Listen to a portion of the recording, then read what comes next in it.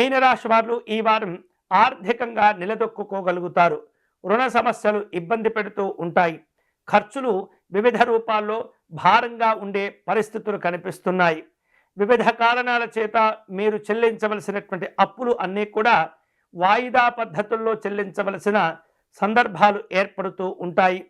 మీకు వివిధ రూపాల్లో లక్ష్యాలు ఎదురవుతూ ఉంటాయి.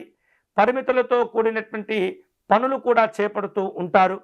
మీకు రావలసినటువంటి బాకీలు ఎట్టకేలకు వసూలు చేసుకునే అవకాశాలు కూడా ఉన్నాయి. కొన్ని అద్భుతమైన ఆలోచనలు కూడా మీకు కలుగుతూ ఉంటాయి. మీకున్నటువంటి మంచితనము ముందు చూపు వలన గొప్ప గొప్ప అవకాశాలను కూడా అందిపుచ్చుకోగలుగుతారు. కుటుంబ సభ్యులతో విందు వినోదాల్లో పాల్గొంటారు. వాహన సంబంధమైనటువంటి అనుకూలతలు కూడా ఉంటాయి.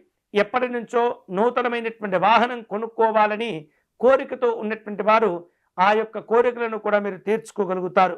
ముఖ్యమైనటువంటి తీర్థక్షేత్రాలను దర్శనం చేసుకునేందుకు ప్రయాణాలను ఏర్పాటు చేసుకుంటూ ఉంటారు.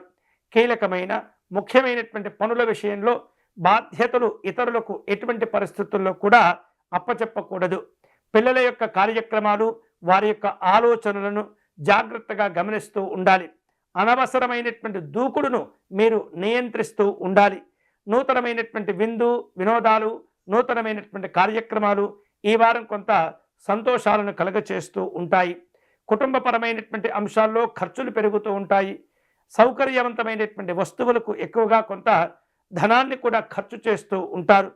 నిరుద్యోగులకు అనుకూలంగా ఉంటుంది. ఉపాధి అవకాశాల కోసమై మంచి ఆహ్వానాలు కూడా మీకు కలిసి వస్తుంటాయి.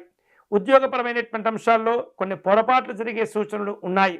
ఆ తప్పిదాలను సరిదిద్దుకుంటూ మంచి అభివృద్ధి కోసమై మీరు పాటుపడినట్లయితే ఉత్తమమైనటువంటి ఫలితాలను పొందవచ్చు. ఈ వారం ఈ మీనరాశి వారు శుభ ఫలితాలను పొందేందుకై దుర్గా అమ్మవారిని పూజించడం మంచిది.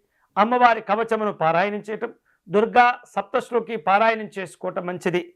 అలాగే పేదవారికి కాయగూరలు దానం చేసుకోవటం, పేదవారికి వైద్యపరమైనటువంటి సహాయ సహకారాలు అందించడం ద్వారా ఉత్తమమైనటువంటి ఫలితాలు పొందవచ్చు.